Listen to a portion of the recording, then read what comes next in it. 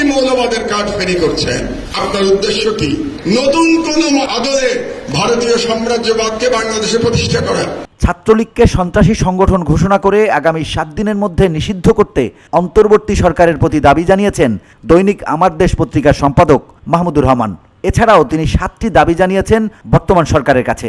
রোববার জাতীয় প্রেস ক্লাবে সাংবাদিকদের সাথে মতবিনিময়কালে এসব দাবি তুলে ধরেন মাহমুদুর রহমান। আপনি সাম্প্রদায়িকতার বিরুদ্ধে বলেন, আমরা আপনার সঙ্গে আছি, মৌলবাদ শব্দ ব্যবহার করবেন না। তার 7 দফা দাবিগুলো হলো ছাত্র জনতার আন্দোলনে আহতদের চিকিৎসা ও পুনর্বাসনের জন্য স্বাস্থ্য উপদেষ্টা, অর্থ উপদেষ্টা, শিল্প ও গণপূর্ত উপদেষ্টা এবং প্রধান উপদেষ্টার রাজনৈতিক সচিবের নেতৃত্বে একটি কমিটি গঠন করতে হবে।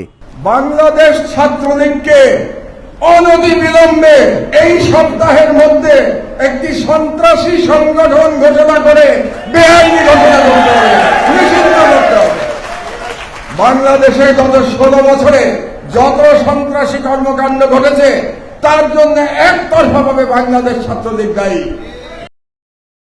বাংলাদেশ ছাত্রলীগকে 1 সপ্তাহের মধ্যে সন্ত্রাসী সংগঠন ঘোষণা করে নিষিদ্ধ করতে হবে। যমুনা সেতুকে শহীদ আবু সাইদের নামে নামকরণ করতে হবে, যাতে মানুষ সেখান দিয়ে পার হওয়ার সময় শতাব্দীর পর শতাব্দী আবু সাইদকে দেখতে পায়। 2009 সালের পর থেকে ভারতের সঙ্গে যতগুলো চুক্তি হয়েছে তার প্রত্যেকটা ধারা উপধারা জনসম্মুখে প্রকাশ করতে হবে। জনগণকে জানতে হবে ভারতের সঙ্গে কি কি চুক্তি হয়েছে। এগুলো পুনর্বিবেচনার জন্য একটি কমিটি গঠন করতে হবে, যেখানে ভারতের ও ফ্যাসিবাদের দোসর থাকতে পারবে না। বঙ্গবন্ধু অ্যাভিনিউকে শহীদ আবরারের নামে নামকরণ করতে হবে, কারণ শহীদ আবরার এই ফ্যাসিবাদ আন্দোলনের প্রথম শহীদ।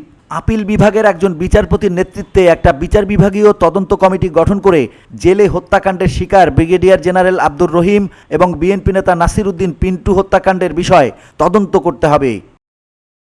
VOD Bangla news desk.